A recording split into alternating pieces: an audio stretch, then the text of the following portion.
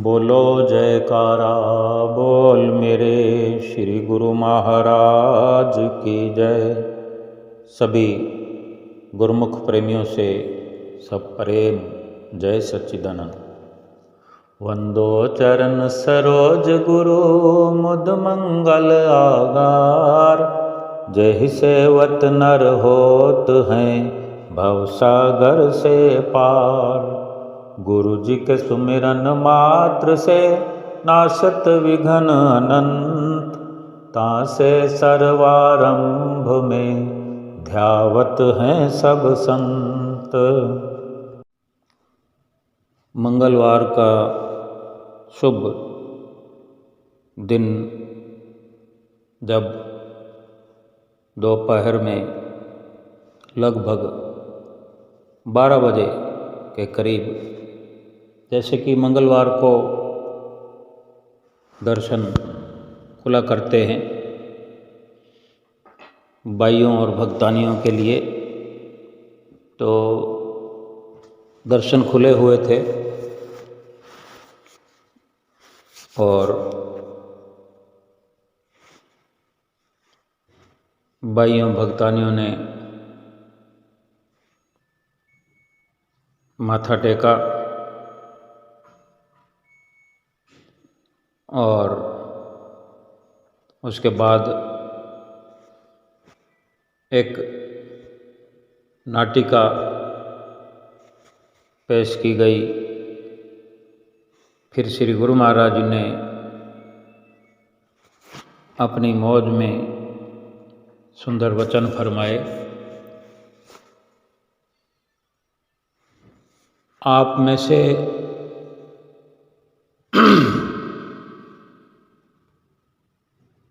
कौन कौन भजन करता है?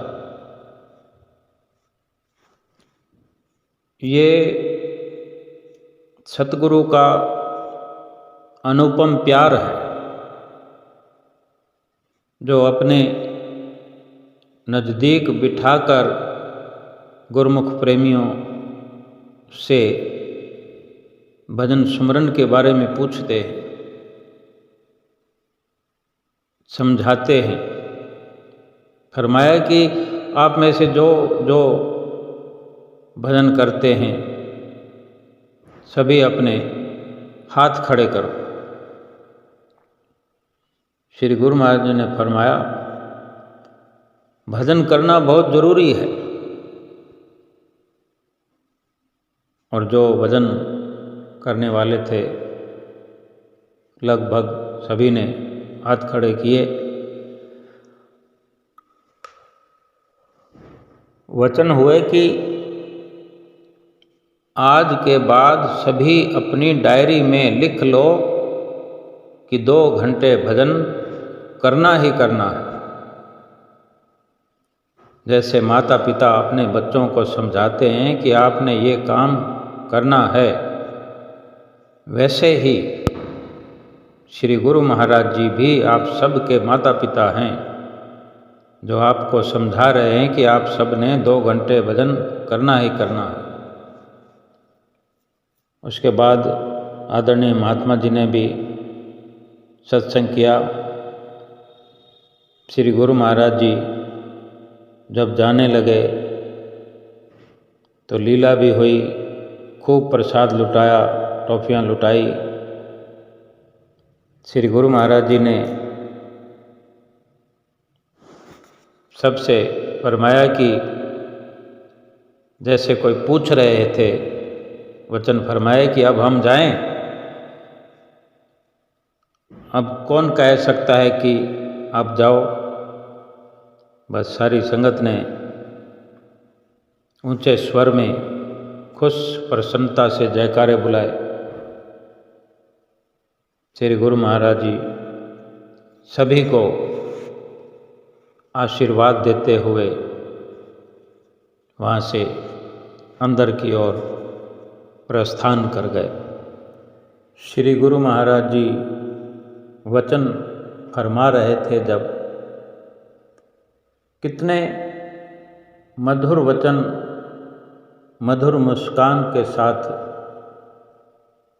फरमाए कि श्री परमहंस दयाल महाराज जी की आज्ञा है, उनकी मौज है कि ये दरबार के 5 नियम और 2 घंटे भजन अभ्यास करने ही करने हैं, पूरा करना ही करना है इनको। और आप गुरुमुख प्रेमी श्री दरबार की सेवा कर रहे हैं, महापुरुषों को बड़ी खुशी है। और जितना भी महापुरुष गुरुमुख प्रेमियों के लिए रात और दिन अथक प्रयास करते हैं, कर रहे हैं, इसमें हम सभी की भलाई है जो बार बार हमें चिताते हैं। श्री गुरु महाराज जी ने फरमाया कि आप सेवा कर रहे हैं, भक्ति कर रहे हैं, भजन सुमरन कर रहे हैं, इस उपलक्ष्य में डबल डबल प्रसाद आपको दिया जाता है, ढेर ढेर आशीर्वाद और बार बार बधाई श्री गुरु महाराज जी ने सबको देते हुए खुश प्रसन्न कर दिया। बार बार हमें चिताते हैं कि भजन करना जरूरी है, तो कभी हमने सोचा हो कि जाने क्यों इतना जोर देते हैं भजन स्मरण पे। भलाई तो हमारी ही है, ना जाने कौन कौन सी मुसीबतों से, आपदाओं से, दुखों से हमें वक्त रहते ही बचाना चाहते हैं कि हम पर कोई दुख, मुसीबत, परेशानी आए ही ना। पहले से ही हम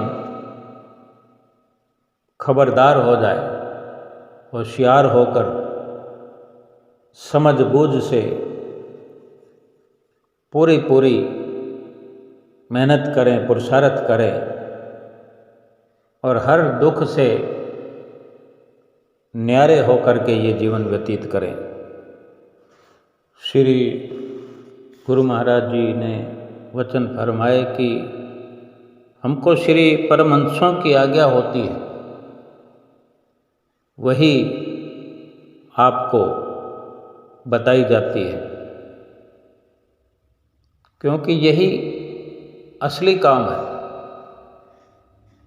इस जीव का यही असली काम है, भजन सुमरन करना, 5 नियमों की पालना करना।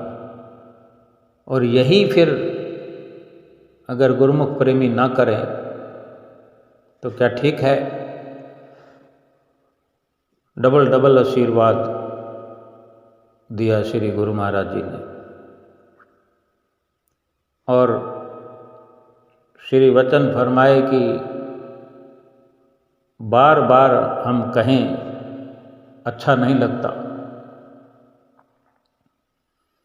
यानी कितना एक एक वचन में सार छुपा हुआ है कि उनको हमारा दुख, दर्द गहराई से महसूस होता है। हम पर कौन सा दुख आने वाला है? इस जीवन में भले ही दुख जो आए हम उनको झेल भी लेंगे, लेकिन जो इस जन्म के बाद दुख आने वाले हैं, भजन भक्ति करने में आलस करने के कारण, भक्ति भजन से खाली रहने के कारण जो 84 लाख योनियों के दुख आने वाले हैं, वो महापुरुषों से सहन नहीं होते और तभी बार बार चिताते हैं। बार बार पूछ रहे थे, श्री गुरु महाराज जी ने पूछा कि भजन सुमरन करते हो? तो आवाज़ तो आई, लेकिन श्री गुरु महाराज जी ने फिर पूछा, जोर से बोलो, करते हो कि नहीं करते हो? तो फिर जोर से आवाज़ आई कि ऐसे बोलो कि मैं करती हूँ। भी हम सब करते हैं, मैं जो विचार आएगा वो अलग है, लेकिन मैं अपने बारे में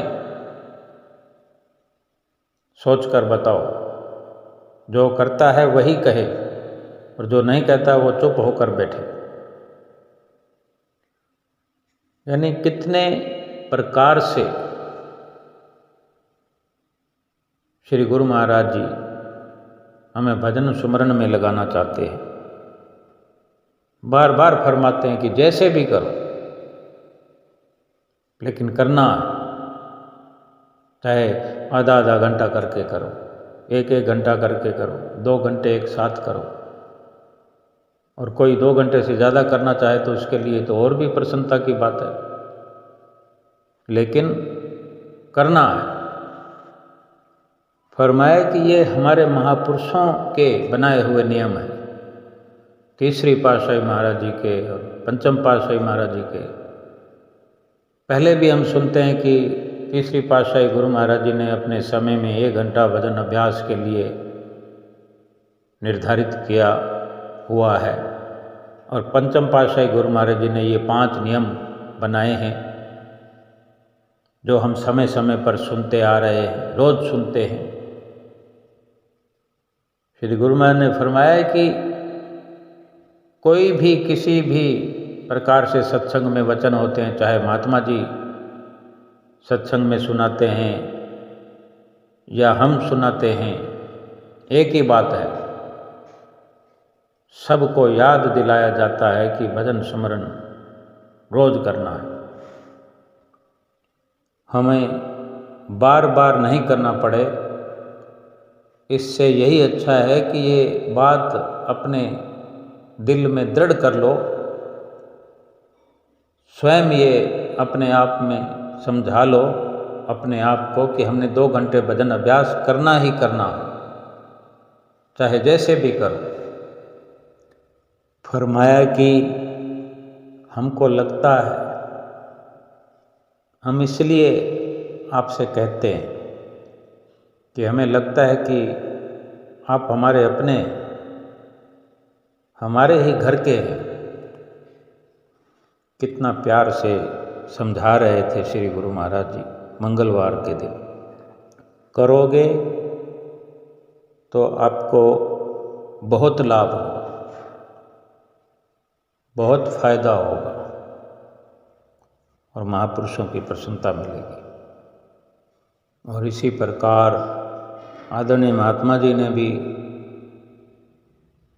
फिर से प्रकाश डाला, सुंदर वचन सुनाए कि मिला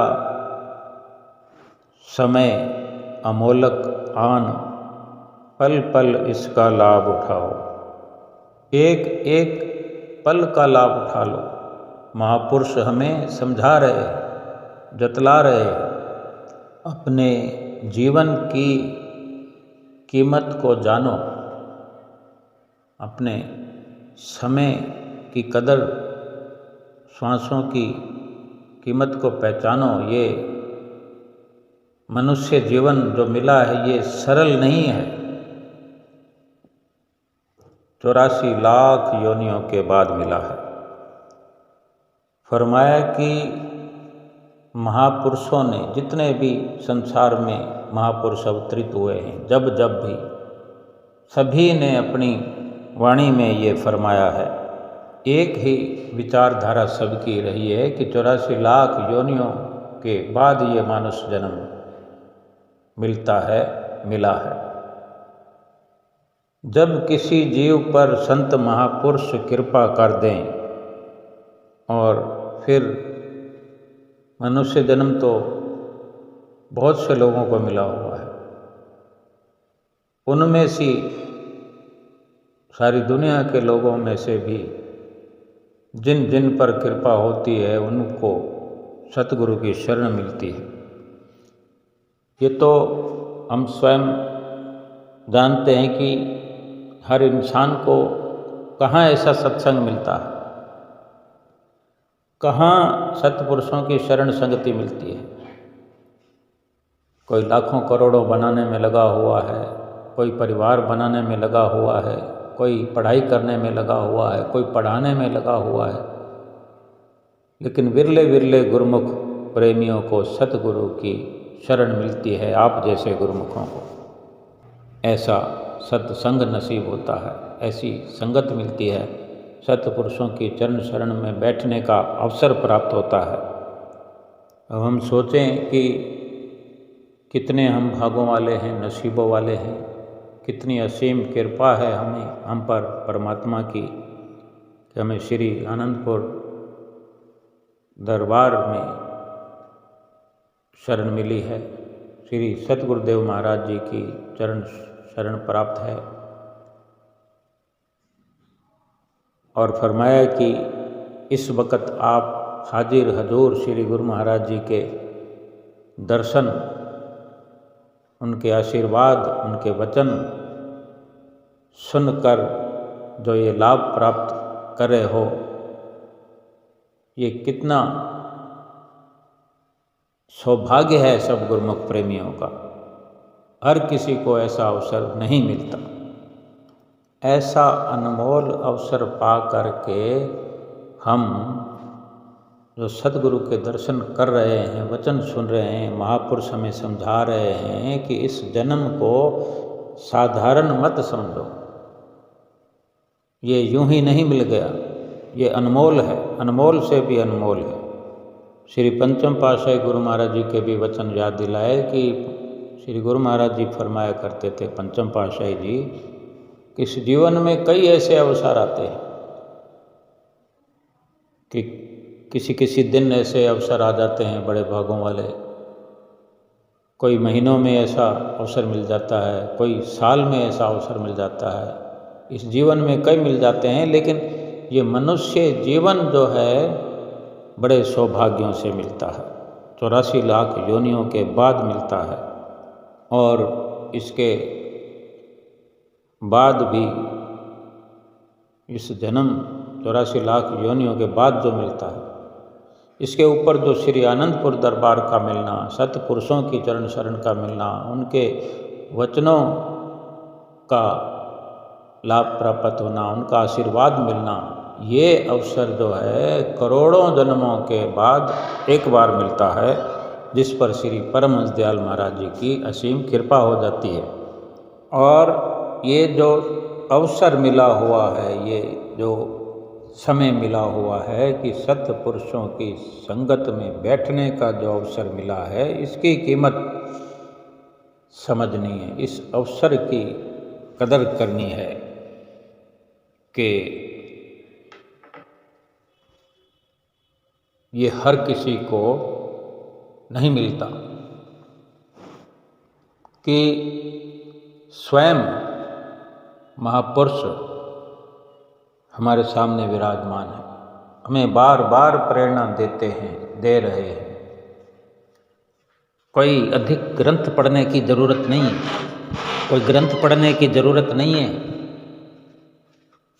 साक्षात पार ब्रह्म परमेश्वर हमें प्रेरणा दे करके हमें चिता रहे हैं, समझा रहे हैं कि ये मनुष्य जन्म कितने कदर की चीज़ है, कितना कीमती है और किस लिए मिला है। एक तो ग्रंथ पढ़ के ज्ञान जतलाते हैं, ग्रंथ पढ़ने से ज्ञान हो गया, श्लोक याद कर लिए, दोहे चौपाई याद कर ली, ये महापुरुषों के ही लिखे शब्द होते हैं। महापुरुषों की वाणियाँ ही तो ग्रंथों में लिखी होती हैं, और महापुरुष जब स्वयं अपने मुख से वचन फरमा रहे हैं और हम सुन रहे हैं, अगर महापुरुषों के वचनों को हमने मान लिया, दृढ़ कर लिया, फिर ग्रंथ में फिर और क्या है। पहले तो यही विचार करना है, ग्रंथ पढ़ के ज्ञानी बन जाएं, दोहे चौपाइयाँ हम बोलने लगें, शास्त्र कंठस्थ कर लें, लेकिन सतगुरु के वचन ना अपने जीवन में अपनाएं, अमल में ना लाएं, फिर ऐसे ज्ञान का क्या लाभ?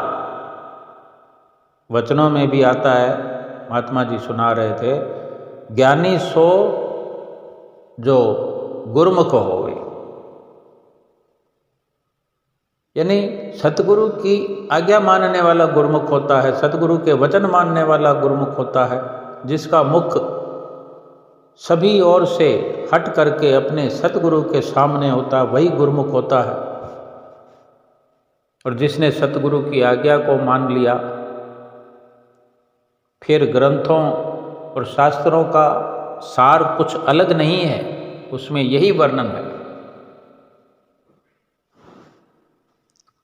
श्री परमहंस दयाल महाराज जी के वचन भी सुनाए, याद दिलाए, जो अभी कुछ पहले अमर सत्य संदेश में भी प्रकाशित हुए हैं।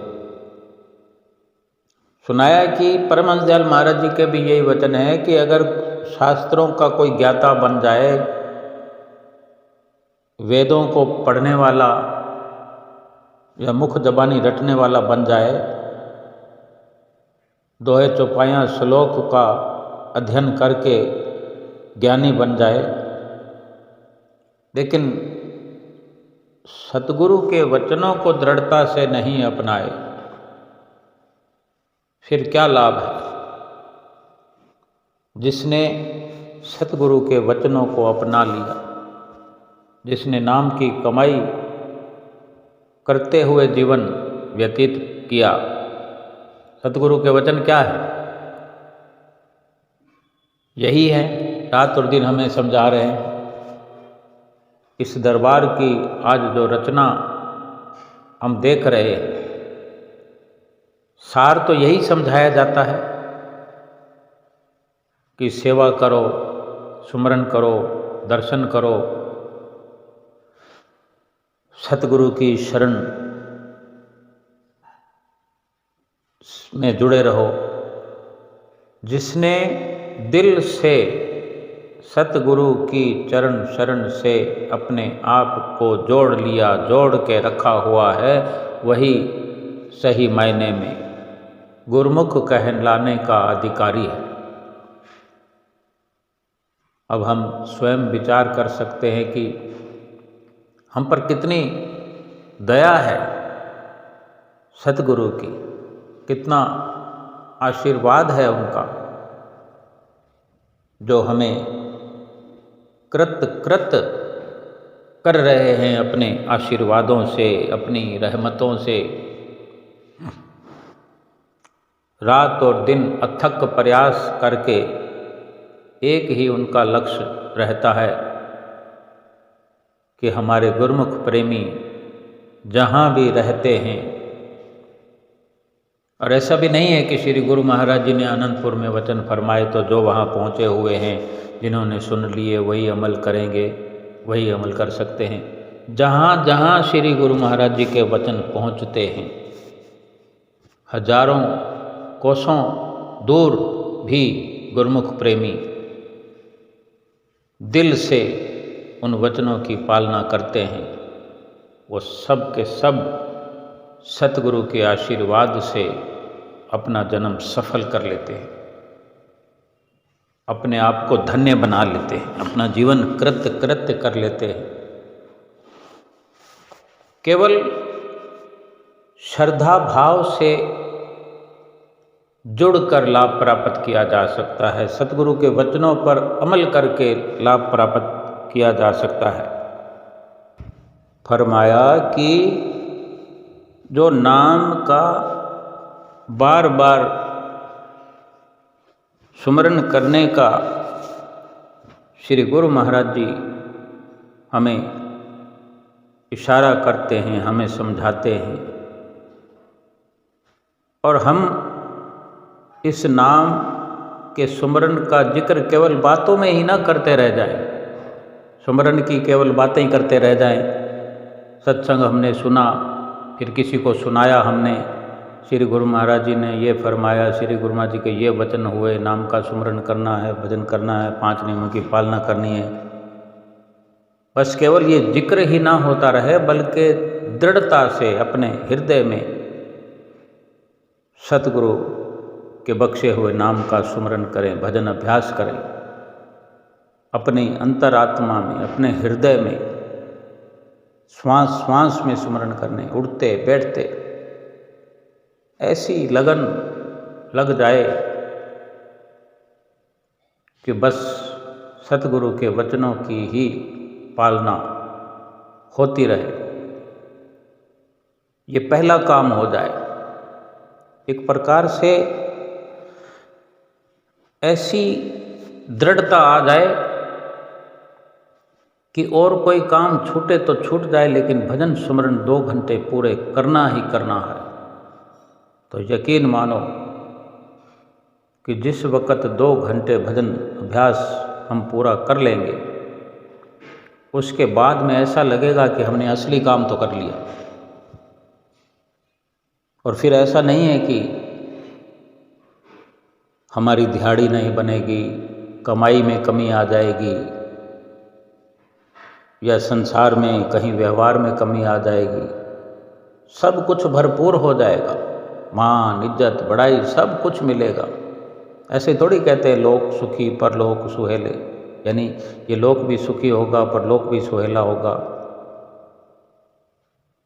ये महापुरुषों के वचन हैं कि भजन सुमरन करने से इस लोक में भी जीव सुखी बना रहता है। यानी मान इज्जत बड़ाई रुतबा गुजारे के लिए सब कुछ बरकतों से भरा ये जीवन हो जाता है गुरुमुख प्रेमी का, और परलोक भी संवरता है।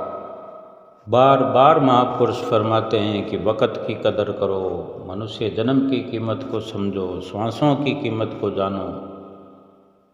तो उसका यही मतलब है कि श्वास श्वास में सुमरन करो, रोम रोम में नाम बस जाए, रोम रोम में सुमरन चलता रहे, अंतर हृदय में दृढ़ निष्ठा से। और ये जो अवसर है, इसका लाभ तभी पूरा होता है कि संसार से सुरती को हटाते हटाते ये लाभ प्राप्त किया जा सकता है। अगर संसार की तरफ रुख होगा, संसार का लालच बना रहेगा, जैसे कि धन का लालच है, संसार की मान मर्यादा का लालच है, तब तक भक्ति केवल ख्यालों में तो हो सकती है, भक्ति की बातें तो हो सकती है, लेकिन भक्ति करना, भक्ति हृदय में धारण करना, भक्ति का लाभ मिलना तो बहुत मुश्किल है। जैसे वर्णन आता है, कामी क्रोधी लालची इनसे भक्ति न होए, भक्ति करे कोई सूरमा जात वर्ण कुल खोए। प्रेम भक्ति का जो मार्ग है, रास्ता है, वो बहुत ऊंचा रास्ता है, बहुत ऊंचा मार्ग है, सबसे ऊंचा मार्ग है। इससे बढ़कर ऊंचा दूसरा कोई मार्ग नहीं। ज्ञान विराग योग विज्ञान और जप तप आदि ये सब नीचे रह जाते हैं, बहुत नीचे रह जाते हैं। या यूं समझना चाहिए जैसे फल पक जाने पर फूल पत्ते आप से आप झड़ जाते हैं, ऐसे ही प्रेम भक्ति के आ जाने से बाकी सब साधन जो हैं पीछे रह जाते हैं। लेकिन इसका अर्थ ये नहीं समझना चाहिए कि दूसरे साधन बिल्कुल बेकार हैं, फिजूल हैं। वो सब सभी साधन जो कि ज्ञान विराग योग विज्ञान जप तप नेम धर्म, वो सब करने होते हैं, वो बेकार नहीं है। उन साधनों की कमाई करने वाले भी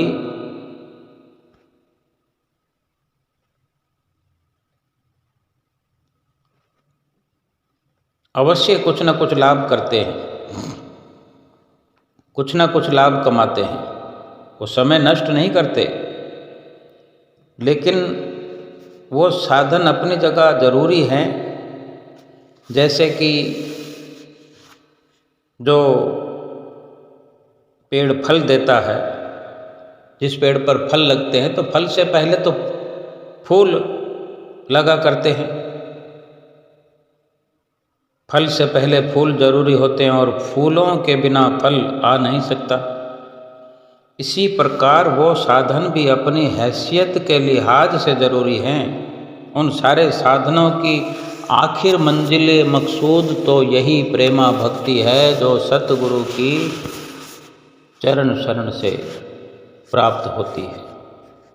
यानी एक ना एक दिन इसी स्थिति में आना ही पड़ता है। और जब इस जगह पहुंच जाते हैं, यानी सतगुरु की शरण में आ जाते हैं, जब हृदय में सतगुरु के आशीर्वाद से प्रेम भक्ति उत्पन्न हो गई तो समझो कि ज्ञान विराग योग आदि तमाम साधनों का फल प्राप्त हो गया। उन सभी साधनों का ये फल होता है कि सतगुरु की शरण में आ गए। वही सफलता सतगुरु के आने तक की है।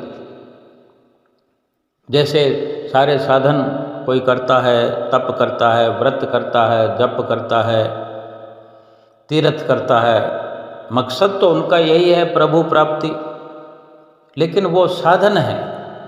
उन साधनों का फल फिर आखिर यही होता है। उनमें भी कैसी दृढ़ निष्ठा है, कैसा अपना भाव है, उसके अनुसार तरक्की करता है। चाहे कितने जन्मों से चलते चलते जब सतगुरु की शरण का अवसर मिल जाता है तो यूँ समझो कि वो सभी साधन जब फल देने पर आते हैं तभी सतगुरु की शरण प्राप्त होती है। फिर संतों ने ऐसा कहा भी है, उदाहरण के तौर पर, कि जैसे एमए की पढ़ाई को वही विद्यार्थी समझ सकता है जो बीए पास कर चुका होता है, ऐसे ही प्रेमा भक्ति के मार्ग पर भी वही चल सकता है और वो ये पढ़ाई उसी की समझ में आ सकती है जिसने पिछले अनेक जन्मों में परमार्थ की कमाई करते करते अपने संस्कार इस हद तक पवित्र बना लिए हैं कि अब वो आसानी से सतगुरु से प्राप्त होने वाली प्रेमा भक्ति के प्रसंग को समझने लगा है, अर्थात इस भक्ति वाले फल को खाने लगा है। संतों की वाणी यही कहती है कि भगवान ने प्रेमा भक्ति के वश होकर एक अवसर पर इस प्रकार भी कहा है कि प्रेमी के मैं कर बसूं ये तो मेरा असूल, चार मुक्ति दूं ब्याज में दे न सकूं मूल। भगवान कहते हैं कि मैं सदा प्रेमियों के हाथों वश में रहता हूँ, अर्थात उनके अधीन हूँ। वो जहाँ चाहें मुझे ले जाएं, मेरी बागडोर उनके हाथों में है। उनके प्रेम के बदले 4 प्रकार की मुक्ति उनको ब्याज में देता हूँ और उनके प्रेम का मूल तो मैं दे ही नहीं सकता। इससे बढ़कर और क्या हो सकता है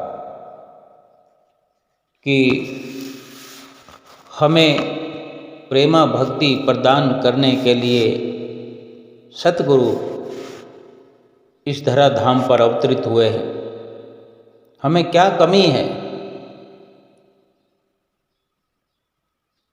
वचन भी हैं कि गुरु समरथ सिर पर खड़े, क्या कमी तो है दास, रिद्धि सिद्धि सेवा करें, मुक्ति न छोड़ें पास। एक वक्त जब भगवान श्री राम जी ने अपने परम प्रेमी सुतीक्ष्ण जी को वर मांगने को कहा कि हे मुनि, इस समय जो चाहो मांगो, मैं देने को तैयार हूँ, तब सुतीक्ष्ण जी बोलते हैं मुनि कहे मैं वर कब हूँ न याचा, समझ न परे झूठ का सांचा। तुम ही नीक लागे रघुराई, सो मोहि देहि दास सुखदाई। तो भगवान श्री राम के कहने पर, वर मांगने को कहने पर सुतीक्ष्ण जी, जो मुनि सुतीक्ष्ण जी कह रहे हैं, उसका भावार्थ यही है कि मैंने आज तक कभी कोई वर मांगा नहीं। कारण ये कि मुझे समझ ही नहीं है सच क्या है, झूठ क्या है, क्या मांगना है, क्या नहीं मांगना है, इन बातों का मुझे ज्ञान भी नहीं है। हे दासों के सुख देने वाले भगवान, जो आपको अच्छा लगे वही मुझे दे दो। तब भगवान स्वयं बोलते हैं, भगवान श्री रामचंद्र जी महाराज, कि अविरल भक्ति विरत विज्ञाना, हो सकल गुण ज्ञान निधाना। प्रभु जो दीन सो वर में पावा, अब सो देव मोहे जो भावा। अखंड अचल भक्ति अर्थात जो कभी चलायमान न हो, हे मुनि तुम उस भक्ति को प्राप्त करोगे तथा विज्ञान के भी भंडार होगे, और फिर संपूर्ण गुणों और ज्ञान के निधान भी तुम होगे। ये वर भगवान ने प्रसन्न होकर स्वयं ही भक्त को दे दिए। अब ये वर पाकर चतुर प्रेमी आगे से फिर प्रार्थना करता है, प्रभु आपको जो अच्छा लगा आपने वो वर मुझे दे दिया और वो मैंने पाया, परंतु अब मुझे वो दो जो मुझे अच्छा लगता है। वो क्या है? फिर ये वर्णन किया कि अनुज जानकी सहित प्रभु, चाप बाण धर राम, मम हिये गगन इंदु इव, बसऊ सदा निष्काम। मुनि जी ने वर्णन किया, विनती की कि हे प्रभु, लक्ष्मण जानकी सहित धनुष बाण धारण किए आप मेरे हृदय रूपी आकाश में चंद्रमा के समान सदा सदा निवास करो। यही उत्तम भक्ति है, यही प्रेमा भक्ति है। इतनी चतुरता, इतनी निपुणता दासन दास में, एक प्रेमी में, एक भक्त में होनी चाहिए। और आज इस युग के भगवान श्री राम, श्री सतगुरुदेव महाराज जी के रूप में हमें मिले हैं। बार बार बिना मांगे वरदान हमें देते हैं। हम कुछ चाहें न चाहें, और जो सुतीक्ष्ण मुनि ने अपनी चतुराई से भगवान श्री राम और लक्ष्मण जानकी जी के सहित उनका हृदय में वास चाहा, वही वास भगवान सतगुरु के रूप में जो अवतरित हुए हैं, बिना हमसे मांग किए स्वयं हमारे हृदय में विराजमान होकर हमें हर वक्त दर्शनों से निहाल करना चाहते हैं। ऐसे जैसे हम श्री दर्शन हाल में बैठे हुए दर्शन कर रहे हों, इसी प्रकार से हमें सुंदर सुंदर मनोहारी दर्शन हमारे हृदय में विराजमान होकर के देना चाहते हैं। बस करना हमें यही है, प्रेम से, श्रद्धा से। सतगुरु हमें रोज समझाते हैं कि 5 नियमों की पालना करो, 2 घंटे भजन अभ्यास करो। बार बार इसलिए चिताते हैं कि उनको हमारे हृदय में बैठने का आनंद प्रतीत होता है। भगवान अपने प्रेमियों के हृदय में रहना चाहते हैं,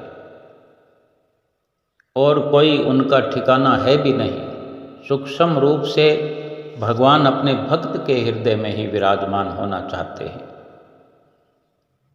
और प्रेमियों का क्या लाभ है कि अगर जब भगवान हृदय में विराजमान हो जाएं, तो सोचो कोई कमी रह जाएगी क्या? कोई दुख फिर बाकी रह सकता है? कोई परेशानी आ सकती है हमें? सारे दुख, संताप, हमारे समाप्त हो जाएंगे। क्योंकि जिसके सिर पर सतगुरु का हाथ हो जाए, जिसके हृदय में सतगुरु विराजमान हो जाए, ऐसे दास को कोई कमी नहीं हो सकती, कोई दुख नहीं हो सकता। रिद्धि सिद्धि सेवा करे, मुक्ति न छोड़े पास। मुक्ति की भी मांग करने की जरूरत नहीं है। रिद्धियाँ सिद्धियाँ सेवा में लग जाती हैं जो भगवान के अनन्य प्रेमी होते हैं, जो हर वक्त भगवान से भगवान को मांगते हैं। सतगुरु से जो वचन प्राप्त होते हैं, जो आशीर्वाद प्राप्त होता है, गुरुमुख प्रेमी हर वक्त अपने सतगुरु के वचन पर अमल करते हुए जीवन व्यतीत करते हैं। उनको न इस लोक में कोई दुख होता है और ना ही परलोक में सतगुरु से बिछड़ना होता है, बल्कि यहाँ भी सतगुरु अपने सेवक की रक्षा करते हैं और परलोक में भी सतगुरु अपने सेवक के संग साथ रहते हैं। अगर सतगुरु का वचन सिर पर रखते हैं, गुरु समर्थ सिर पर खड़े, क्या कमी तो है दास।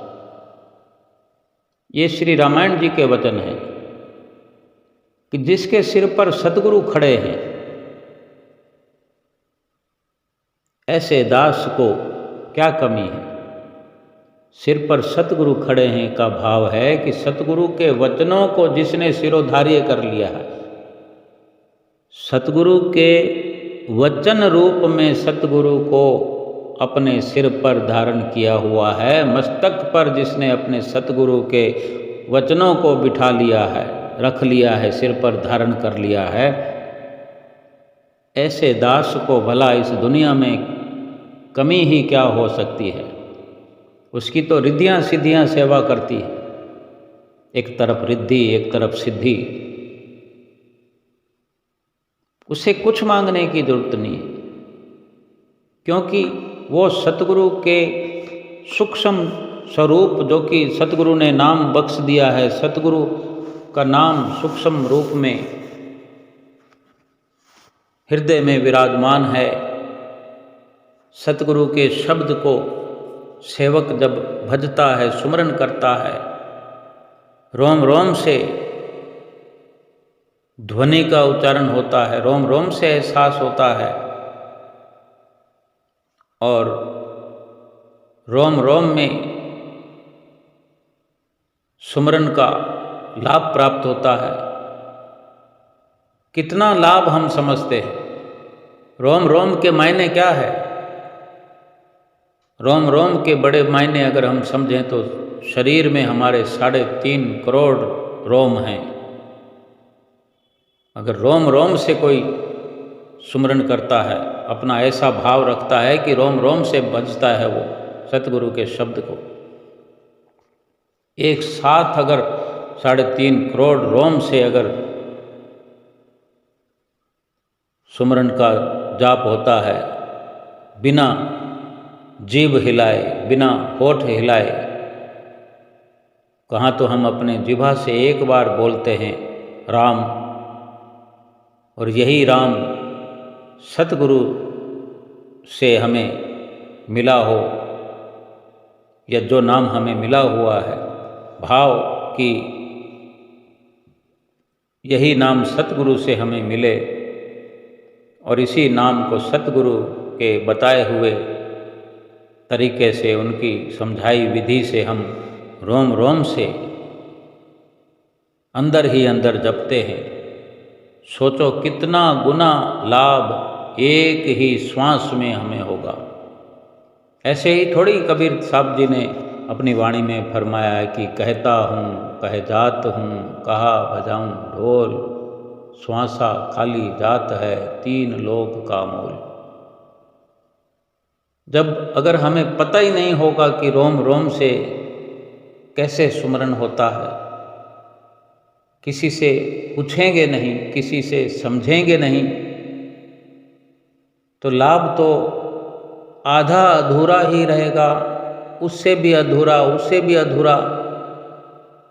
लेकिन अगर हमारा भाव सच्चा है, सुमरन में चित्त जुड़ा हुआ है, सुमरन का लाभ प्राप्त करना चाहते हैं, सतगुरु से हार्दिक सच्चा प्रेम है, सतगुरु के वचनों की पालना दृढ़ निष्ठा से करना चाहते हैं, अपने अंतर हृदय में सतगुरु के वचनों को दृढ़ करते हुए